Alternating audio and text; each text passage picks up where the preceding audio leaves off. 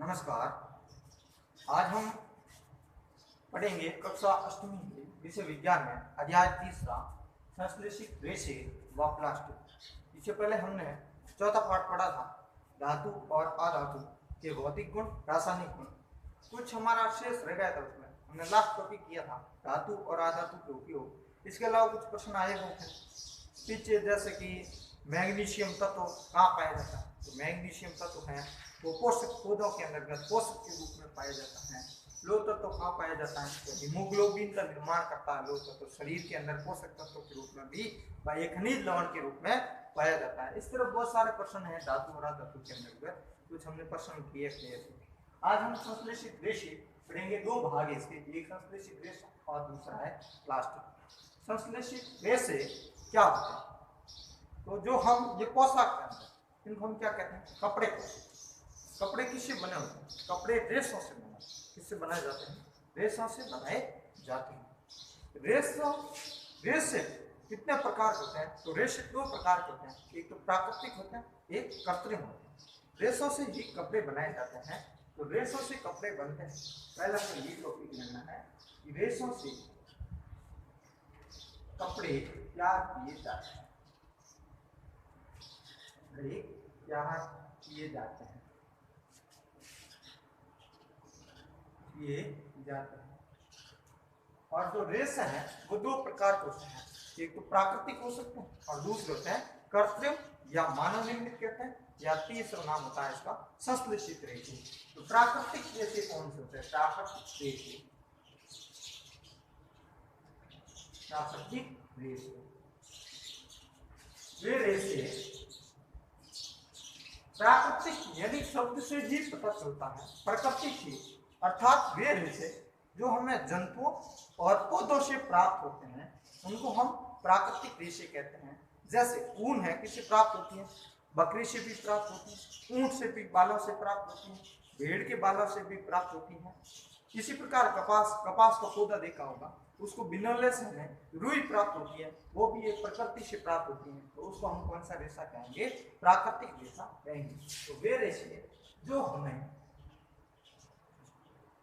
जंतुओं व पौधों से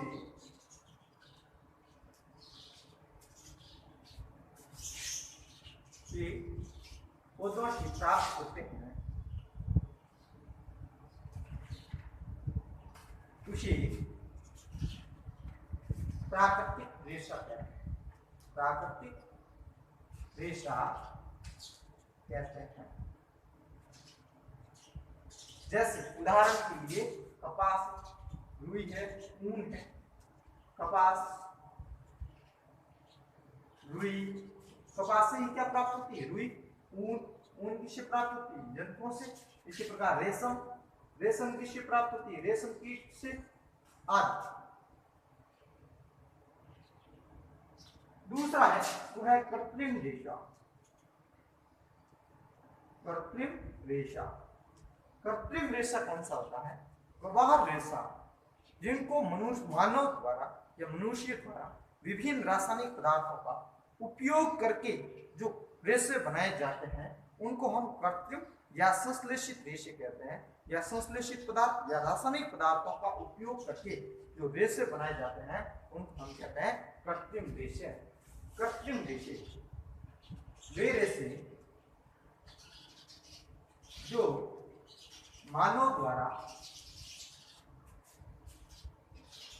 रासायनिक पदार्थों का उपयोग करके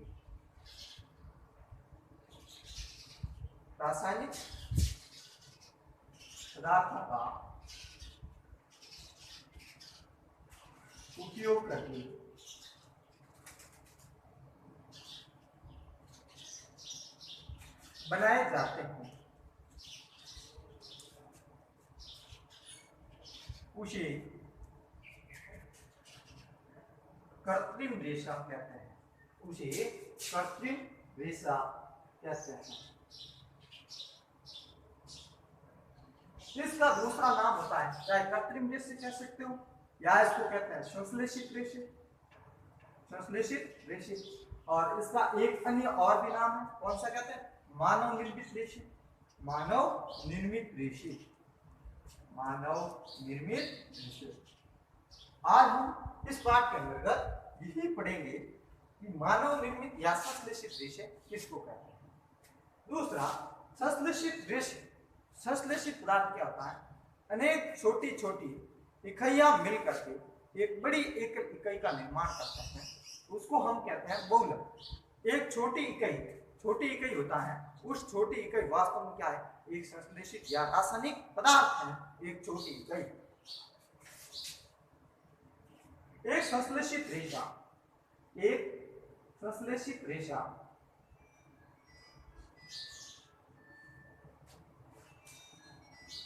अनेक छोटी छोटी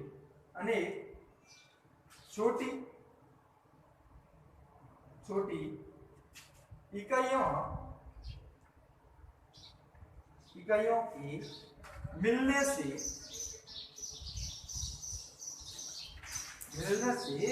बनता है।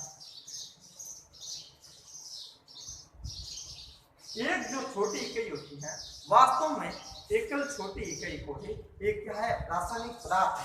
एक छोटी इकाई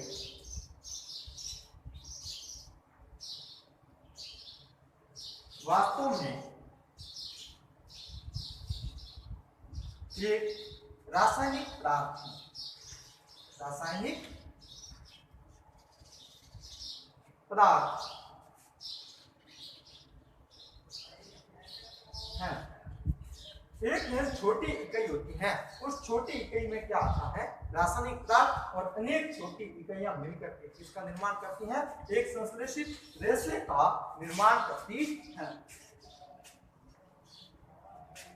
इस एक छोटी छोटी इकाइयां मिलकर के एक बड़ी इकाई बनती हैं।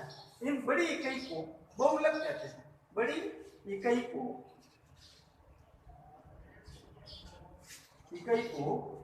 बहुलक कहते हैं। बहुलक कहते हैं। बहुलक को अंग्रेजी के अंतर्गत पॉलीमर कहते हैं। बहुलक को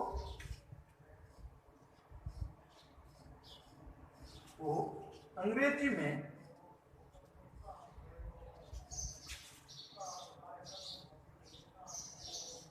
पॉलीमर कहते हैं। ये जो शब्द है पॉलीमर, ये पॉलीलीब्रा है, ये पॉलीमर है, वो अंग्रेजी के ग्रीक भाषा के दो शब्दों से मिलकर बना है। एक शब्द है पॉली का अर्थ होता है अनेक, और मर का अर्थ होता है इकाइयां। अर्थात अनेक इकाइयों के दोहराने से एक बड़ी इकाई बनती है।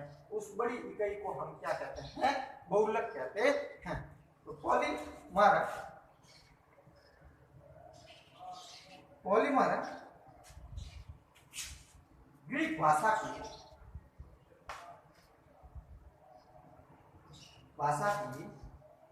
दो शब्दों से बना है। दो शब्दों से बना है। एक तो है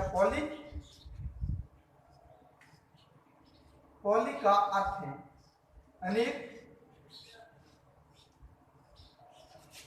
पॉली का अर्थ है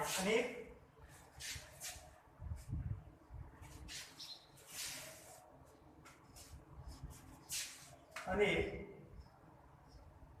व मर का अर्थ है इकाइयां,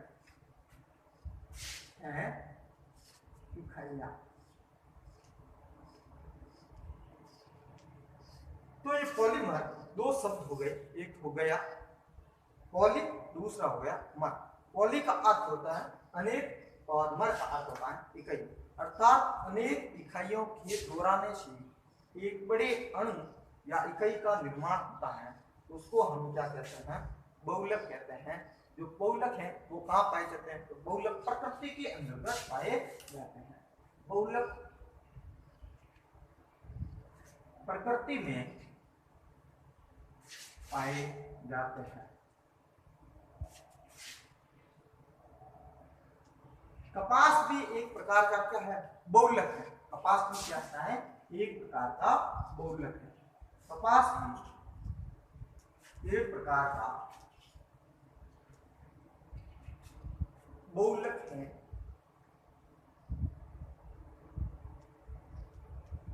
जो इसी को क्या कहते हैं, जो सेलुलोज कहलाता है, जो सेलुलोज कहलाता है।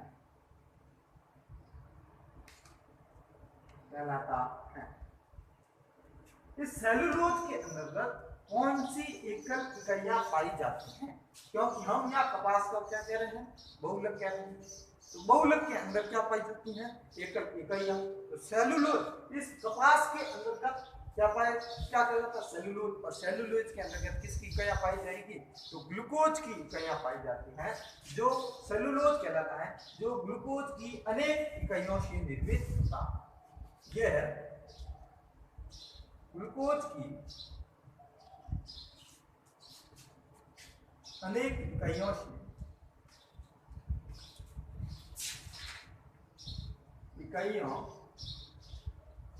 द्वारा निर्मित होता